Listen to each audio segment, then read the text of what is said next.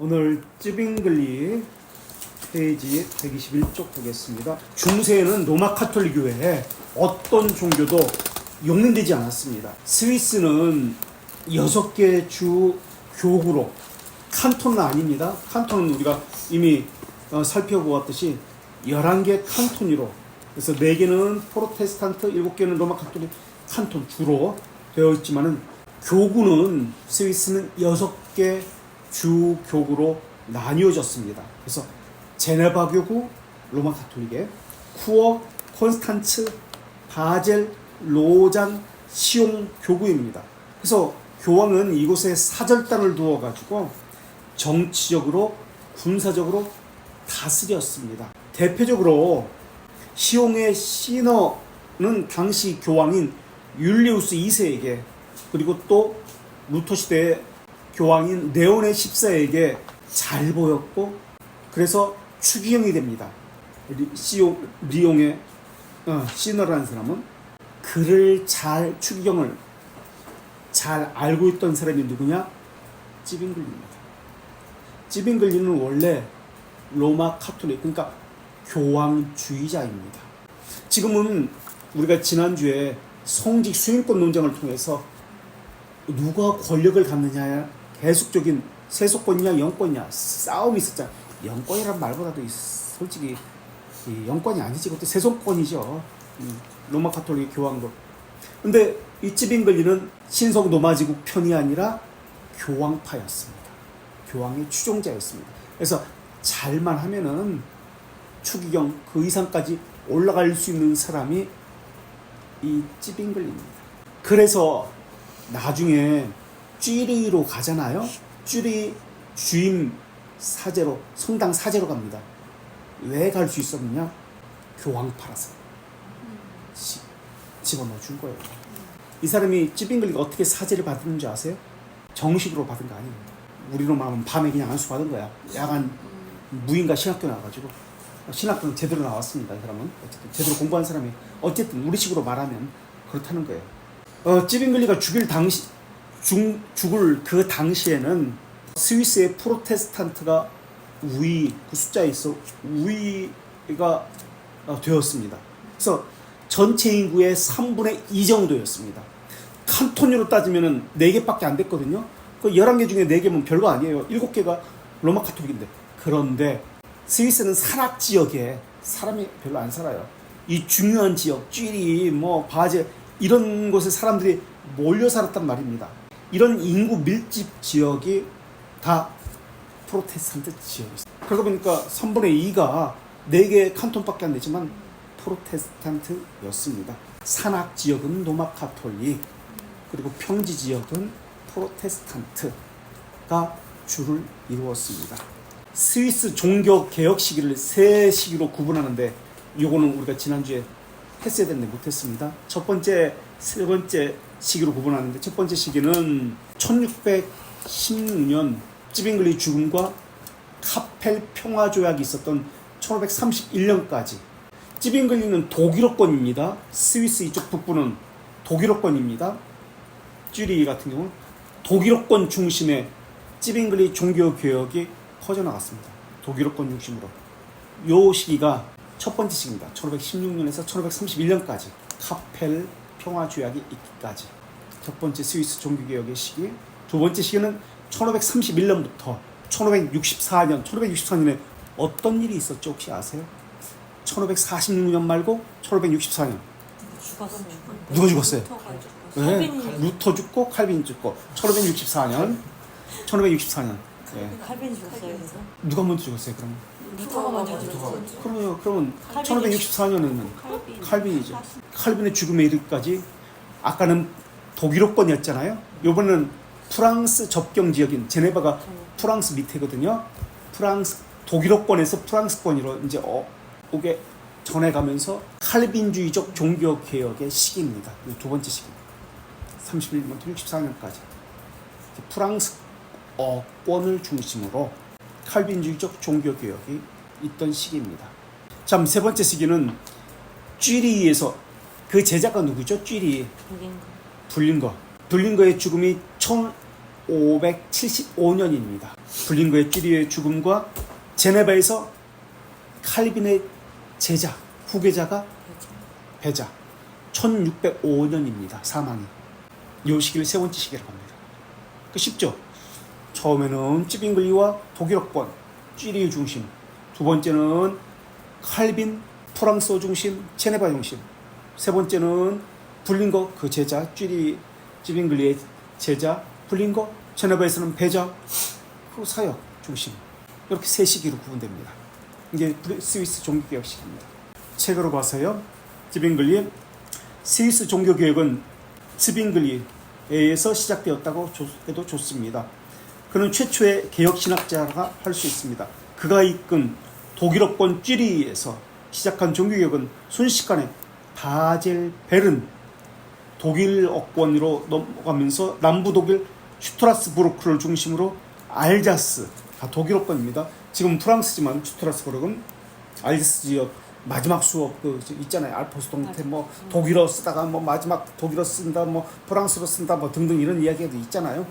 프랑스 서부로 뻗어나갔습니다. 프랑스 서부로 갔다는 이야기는 프랑스 어권으로 갔습니다. 루터를 통해서 독일 종교개혁을 살펴보았듯이 그의 생애를 살피며 스위스 종교개혁을 알아보겠습니다. 루터가 태어나고 2개월 후 찌빙글리는 1484년 1월 1일 날 태어납니다.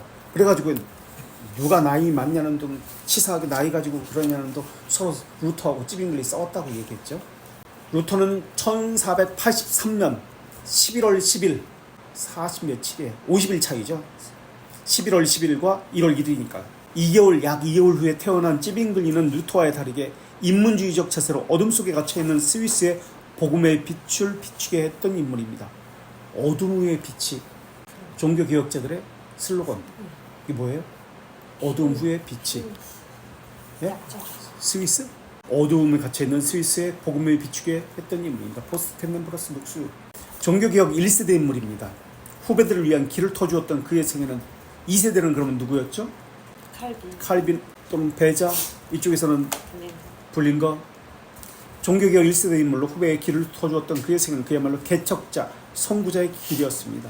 2세대 인물들처럼 칼빈, 블링거처럼 많은 저술을 남기지 않았지만 그래도 많이 저술 남겼어요. 제가 책 올렸죠. 그 저작집. 그들을 위한 발판과 나치판이 된 인물입니다. 아무도 가보지 않은 길을 만들었던 그의 생애는 누구보다 용감했습니다. 찌빙글리를 통해 당시 종교개혁의 상황을 여실히 볼 수 있습니다. 그를 통해 개혁신학이 어떻게 규정되었는지도 알 수 있습니다. 스위스의 종교개혁이 일어날 수밖에 없었던 이유가 당시 교회의 부패성 때문에 그렇습니다. 성직자들은 우리가 알고 있는 대로 무식했습니다. 미신적이었습니다. 글자도 모르는 사람이 많았거든요. 돈을 주고 사고 그랬으니까 부도덕했고 수도원도 쇠퇴했습니다. 학식도 없고 도덕적인 어떤 가마력도 없었습니다. 그러다 보니까 종교개혁자들이 이것이 우월했습니다. 그래서 사람들은 종교개혁자를 따를 수밖에 없습니다. 거기다가 사제라고 하면서 결혼을 하지 못했잖아요. 그런데 첩은 일반적이었습니다. 첩이 자녀를 첩을 통해서 낳지만 호적에는 자기 자녀가 아니에요. 그럼 사생아예요. 사제가 첩을 가진 것에 대해서 한 명당 4길더의 벌금을 냈습니다. 길더는 당시 화폐 단어입니다. 네덜란드의 화폐 단어인데 전 유럽에 통용되었습니다. 그리고 나서 돈을 받으면 용서해줬어요. 그것으로 수입이 한 해 7,500길더였습니다. 1522년에. 그래서 당연시 여겼어요. 첩을 가지는 것, 도박, 술 취하는 것. 그건 당연시 여겼어요. 그리고 국민들도 스위스 국민들이 용병으로, 왜 용병으로 그렇게 날렸을까요? 이 지역을 보세요. 지역. 산악지역이니까 이 사람들은 맨날 크로스 컨트롤 하는 거야. 뛰어다니려면 다리가 당연히 곰하고 저 싸우려면 곰이 많았잖아요. 곰하고 산짐승하고 싸우려면 당연히 힘이 세잖아. 그러니 전쟁에 나가서도 힘이 좋고 날래고 그러니까 용병으로서 그렇게 할 수밖에 없어요. 강원도 사람이에요. 다 지금은 우리 식으로 말하면 산악지역에 막 다 알프산이니까 막 거기서 사는 사람들이었어요. 그러니까 용병이니까 그래서 용병이 잔인함이 있었고요. 비도덕성이 있었습니다. 그것을 가지고 명성을 얻고 돈은 많습니다. 이쪽 나라에서 그러니까 당시에 교황파가 있을 테고 용병으로 신성 노마지파 용병이 있을 테고 프랑스 독일하고 프랑스는 또 라이벌이잖아요. 적대 관계가 계속 있었고 싸웠잖아요. 그러니까 프랑스 용병이 있었을 거 아니에요. 서로가 이쪽으로 갔다 저쪽으로 갔다 돈만 주면 더 많이 주면 되니까. 그러니까 스위스인들끼리 서로 싸우기도 하고 죽이기도 하는 겁니다. 그래서 이런 돈은 많겠다, 힘은 있겠다, 방탕함을 가지고 고향으로 와서도 그렇게 살았습니다. 또 스위스 용병을 더 좋은 사람을 쓰기 위해서 돈을 더 많이 주는 거예요. 여기서 내가 이거 100만 원 줄게. 그러니까 여기서 야, 너 100만 원 받는다며? 야, 그거 가지고 되겠어? 우린 4대 보험 다 해주고 150만 원 받아. 우리로 와. 그래. 이쪽으로 가는 거예요. 그럼 교황파에서는 그거 가지고 되겠냐? 우리는 복지 후생이 더 세. 우린 200만 원 줄게. 그럼 200만 원 가는 거예요. 이런 식이 된 거예요. 그래서 찌빙글리는 이태리 군대에서 군목을 합니다. 이태리라는 말의 의미는 이태리 군목이다라는 것은 프랑스도 아니고 독일도 아니고 그래서 군목으로 용병 가는 건데 누구 파다? 교황파다. 그래서 찌빙글리는 나중에 이 용병 제도를 반대합니다.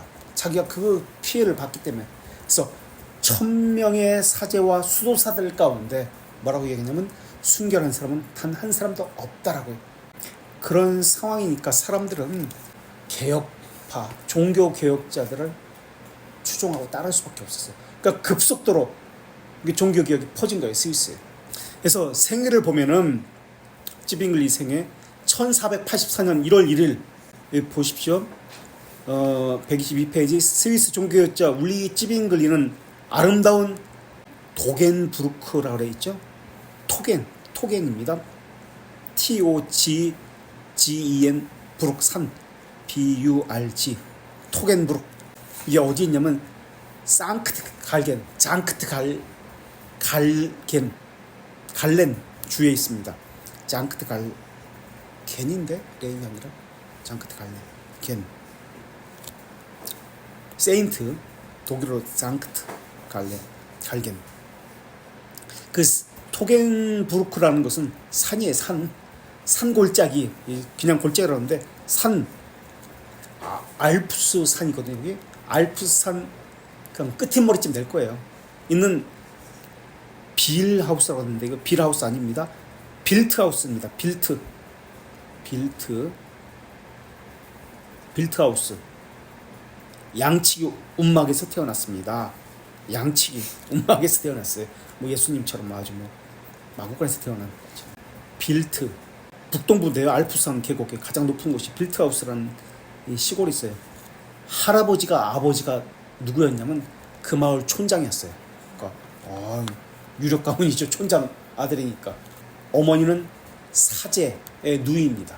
가문은 그런대로 그 시골 인디언 추장 아들이니까 그런 개념이니까.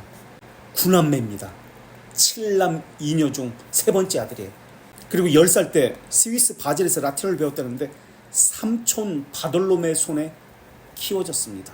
삼촌이 교학처장이었어요. 스위스 바젤에서 도시에서 지금 시골 산골짜리 강원도 저 두메산골 그 촌장 아들이 이장 아들이 지금 바젤이라는 도시 지금 스위스 수도 교학처장 삼촌이 거기서 라틴어를 배웠고요. 베른이군요. 여기 옆에 1498년은 수도 베른. 1498년이면 어떤 일이 있었는지 혹시 아세요? 콘스탄츠에서 콘스탄츠가 아니구나. 사바나롤라가 피렌체에서 처형당하던 해입니다. 베른에서 대학을 입학합니다. 삼촌이 그 베센 지방의 참사회장이에요. 베센에서 베젤로 10살 때 보내지는 겁니다. 거처로 옮겨 탁월한 인문주의자 하일리히 베플린 베른 대학 학장이에요. 이 사람은 베른 대학 학장. 스위스에서 가장 뛰어난 고전 학자, 그러니까 국문학자 같은 이런 거죠. 우리나라 최고로 뛰어난 고전 국문학자. 그러면서 시인이에요. 이 사람은 최고로 존경받는 스위스에서 만나 그러니까 라틴어가 고전어잖아요. 인문학에 가장 필요한 필수적인 언어잖아요. 거기서 라틴어를 심도 있게 배웠습니다. 그곳에 있는 동안 도미니코 수도사들은 찌빙글리의 아름다운 목소리에 관심을 갖고 자신들의 수도원에 영입하기를 원했습니다. 노래를 잘했대요. 악기도 엄청 잘 다뤘대요. 별명이 이제 좀 이따 나옵니다만 하여튼 엄청 잘했대요, 노래를. 그래가지고 수습 수도사로 등록을 합니다. 도미니코 수도사. 이 소식을 듣고 부친이 달려가지고 맨발 벗고 달려가지고 말리죠. 다른 도시로 보내버립니다. 1498년 이를 알아차린 부친과 삼촌은 그를 비인대학, 비엔나는 영어입니다. 지금 영어로 지금 다 써서 그렇지 독일어는 비인 W-I-E-N 1500년에 이 대학에 입학합니다. 그래서 찌빙글리 동상이 거기 있어요. 제가 이 학교 다녔잖아요. 고전 철학의 고전학 중심지입니다. 오래된 학교니까요. 찌빙글리의 관심사가 뭐였냐면 고전 문학, 고전어, 이 고전학에 대한 관심이 있었습니다. 그래서 찌빙글리는 이런 고전학에 관심이 있었고 인문학에 대해서 아주 탁월합니다. 노래를 잘했다 그랬잖아요. 악기를 잘 들었잖아요. 하프, 바이올린, 플룻, 나팔, 악기에 다재다능했어요. 그냥 딴따라요, 딴따라. 그래서 교황 측의 추종자라고 그랬잖아요. 교황이 이뻐하는 교황 측에서, 교황은 잘 모를 테고 뭐 찌빙글리에게 별명을 줬는데 피리 부는 사나이. 피리 부는 사나이. 그 악기를 잘 들었어요. 또 휘파람쟁이.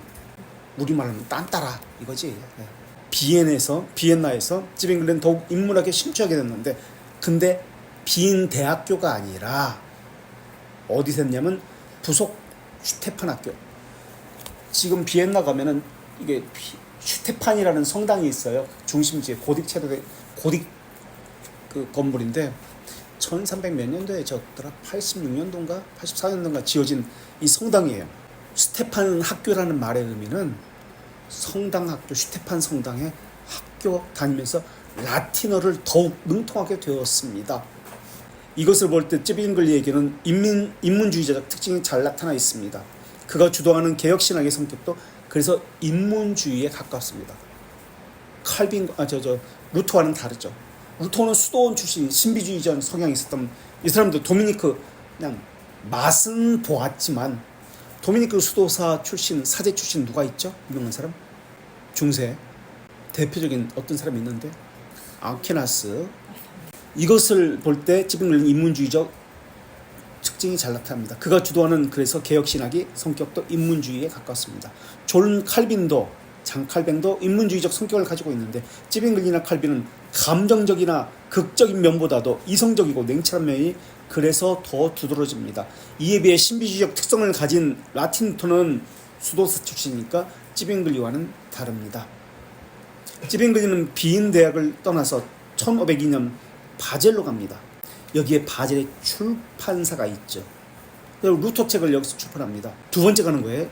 어렸을 때 바젤에서 라틴어 배웠고 다시 비인 대학을 떠나서 바젤로 가서 바젤하면 생각나는 사람. 여기서 이 사람을 사귀게 되는데 누구죠? 바젤하면 루터와 붙은 사람. 에라스무스.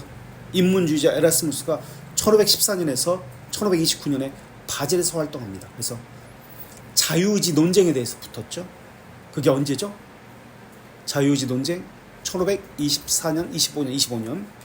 이 논쟁은 에라스무스와 루터의 논쟁은 그 전에 누구의 논쟁에 답습니다. 어거스틴과 펠라기우스의 논쟁에 1000년 후에 동일하게 이루어졌다. 거기서 바젤 대학에서 공부를 합니다. 고전학 연구 공부한 거예요. 고전학. 1504년 학사학위를 받습니다. 루터는 1502년에 2년 빨리 학사학위 받습니다. 그리고 1506년 봄 석사학위를 받습니다. 루터는 1505년 1년 빠릅니다. 이게 끝이에요. 박사학위가 없어요. 찌빙글리는. 루터는 1512년 10월에 28세에 신학박사 학위를 받습니다. 근데 찌빙글리는 석사까지만 합니다. 그리고 1506년 여름 학기부터 공식적으로 신학을 배웠습니다. 특별히 바젤에서 토마스 비텐바우라는 사람이 1505년에서 1508년까지 신학을 가르쳤습니다. 이 사람이 어떤 사람이냐면 면죄부, 미사, 독신제도 비판합니다. 여기서 비로소 로마 가톨릭에 대해서 비판하는 것을 배우게 됩니다. 그 전까지는 추종자였어요. 그리고 이 사람은 1524년에 결혼을 하는데요. 1526년에 2년 후죠. 결혼하고 후에 2년 후에 가난 속에서 죽습니다. 찌빙글리가 이 사람에게 배운 겁니다. 여기서 찌빙글리가 좋은 멘토를 만나서 눈을 뜨게 된 겁니다. 로마 가톨릭의 실상을 알게 되고요. 개혁의 눈을 뜨게 된 겁니다. 그래서 이 찌빙글리는 이 토마스 비텐바우를 친애하는 신실한 스승이라고 불립니다. 신자에게는 좋은 스승이 있어야 됩니다. 생애적인 멘토 스승을 만나야 됩니다. 여기서 이 사람을 만나지 않았다면 종교개혁자의 길로 들어가지 않고 교황주의자가 되어서 교황의 추종자가 되어서 최소한 못해도 추기경까지는 되었을 거예요.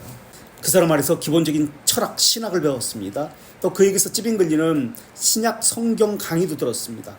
그는 로마 가톨릭의 오류를 발견하고 교회의 옛 교리들이 회복되어야 한다고 생각했습니다. 그래서 비텐베르크는 교회의 열쇠들을 의지하지 말고 오직 예수 그리스도의 죄 사함을 구하고 믿음의 열쇠로 이것을 열어야 된다고 이야기합니다. 그래서 바젤 대학에서 1504년에 학사, 1506년에 석사를 받습니다.